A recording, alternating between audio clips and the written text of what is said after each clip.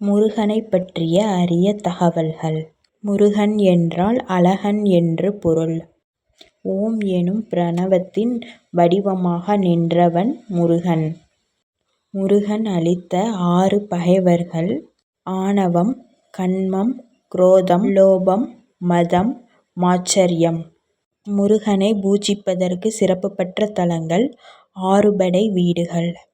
முருகனை வணங்க திதி சஷ்டி, விசாகம், கார்த்திகை, திங்கள், செவ்வாய் உகந்த நாட்கள்.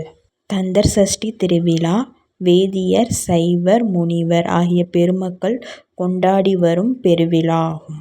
முருகனை பற்றிய பல செய்தி கோவிந்தையார் இலம்பகம், பதுமையார் இலம்பகம் ஆகிய 2லும் உள்ளன.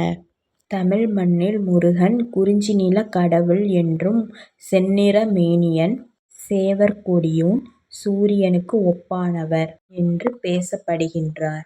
முருகக் கடவுளின் அடையாளப்பூ காந்தள் மலர்.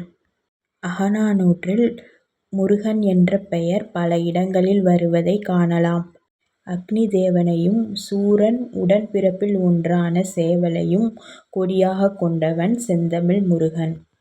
விசாக நட்சத்திரத்தில் பிறந்தவன் முருகன். விசாகன் என்றால் மயிலில் சஞ்சரிப்பவன் என்பது பொருளாகும். குறிஞ்சி நிலத்தின் கடவுளாக சொல்லப்படுகிறவர் முருகன். ஆரிய வழிபாட்டு முறையில் குமாரன், கந்தன், கார்த்திகேயன், சுப்பிரமணியன் என்று அழைக்கப்படுகிறார்.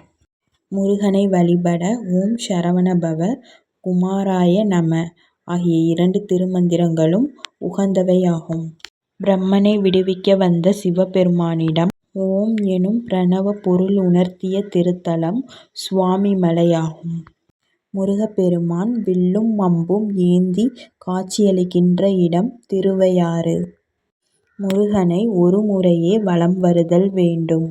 திருப்பரங்குன்றம் சுப்பிரமணிய சுவாமி திருக்கோயிலில் மூலவருக்கு அபிஷேகம் செய்யப்படுவது இல்லை.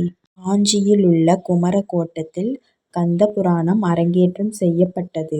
முருகனுக்கு உருவமில்லாத கோவில் விருத்தாசலத்தில் உள்ளது.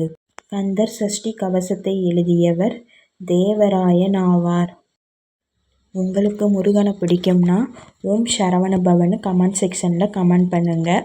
சப்ஸ்கிரைப் பண்ணுங்கள். சப்போர்ட் பண்ணுங்கள். தேங்க்யூ.